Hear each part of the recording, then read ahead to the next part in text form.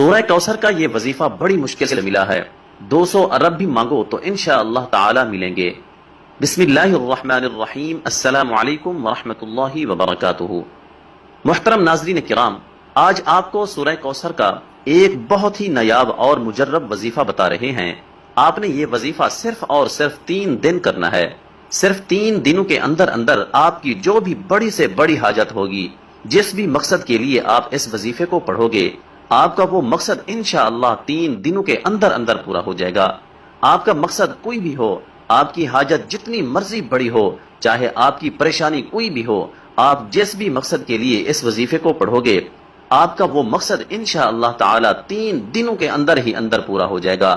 لیکن واضح کر دیں کہ آپ نے یہ وظیفہ صرف جمعرات، جمعہ اور ہفتے والے دن ہی کرنا ہے، یعنی جمعرات سے شروع کریں اور ہفتہ کو مکمل کر لیں۔